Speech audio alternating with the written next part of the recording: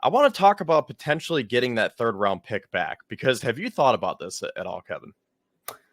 I think that getting that third round pick, especially a late third, is very much in the cards. I would say that depending on the board and where they're at with all their picks and what they've done in the first, had they gone all the way up in the first, they may not have the ammo anymore to make another move up. But generally speaking, if they do stay there or move back for some reason, I do think the 3 is very much in play to come up and get a receiver position that's maybe fallen, a safety that has fallen in that stage. I think that's more than likely, especially if they haven't made any moves at that point. I think that they come up in the third round. Yes.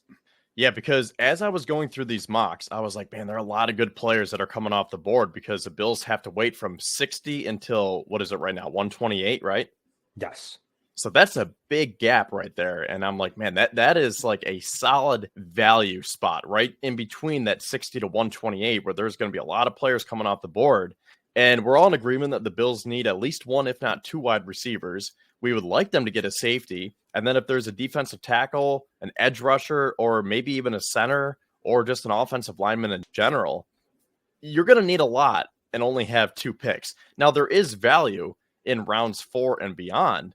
But as I was going through these mocks, I was like, okay, how can we try to get that third round pick back? So let me pull up what the Bills have here, and then we can try to analyze how we can do this, because I did come up with one today. I'm not sure how accurate it is, but I think it makes sense, and I want to hear your thoughts before we get into the live mock. Yeah, sure. So right now, the Bills have 10 picks following the Diggs trade. 1 in round 1, 1 in round 2, 2 in round 4, 3 in round 5, 2 in round 6, and then that 1 in round 7. So another thing that I was thinking about as I was going through these mocks is, do you really need 10 picks? Like, are 10 players really going to make this roster? Now, I trust Brandon Beane that he can find those Christian Benfords in round 6 or Dane Jacksons in round 7. But for what the Bills need, you have to replace a lot of talent. And I don't want to rely on all those Saturday picks. Mm-hmm. And I do want that third round pick back. I'm upset that we didn't get that third round pick from the Tremaine Edmonds comp. So I was like, all right, who's a team that makes sense here? And I fell on Washington because I was trying to find a team that has multiple picks in the third round, because they would probably be more susceptible to wanting to get rid of one of those. And Washington actually fits perfectly here. So if you look at their draft picks, they have the number 2 overall pick, then they have 2 in round 2, and then they have 3 round 3 picks, and then only 2 in round 5, 1 in round 7. So they don't have a 4th rounder. They don't have a 6th rounder. Now, they might not want to give up a 3rd round pick because maybe they find value on their board in round 3.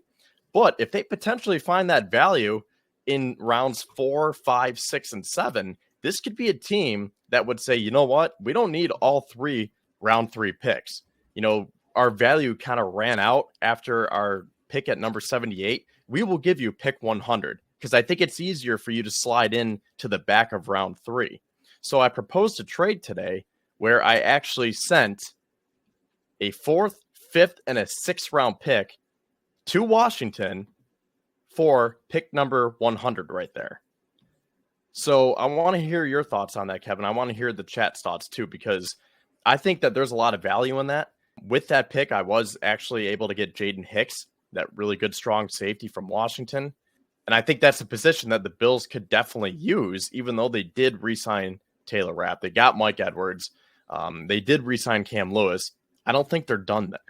So if the Bills were to pull off that trade, I mean, let's look again. They would still have a 4th round pick, 2 5th round picks, and a 6th and a 7th.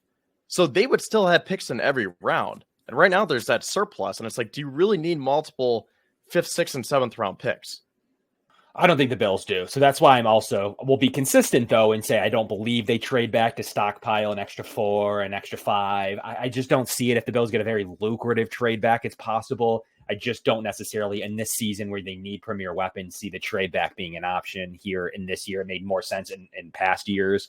I just don't see it this year.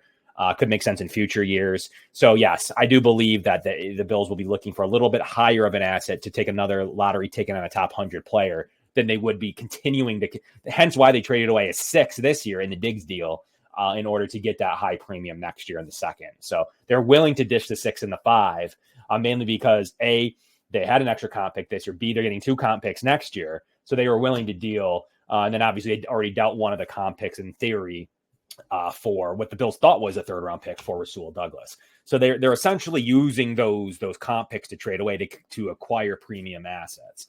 So I do believe that there's no use into giving a player to another roster. A point I make all the time about, Alex Austin, Jack Anderson, Luke Tenuta, Rashad Wildgoose, a couple players that will find themselves on other rosters after the Bills draft them. I guess I say Hodgins would count in that category. So there's really no true reason to continue to stockpile those guys and not even be able to clear them to your. Someone would say, well, you can clear them to your practice squad, but there's not an over example of that happening, especially from good rosters. So I think that gone are the days where you can draft 6th and 7th rounders and toss them on your practice squad.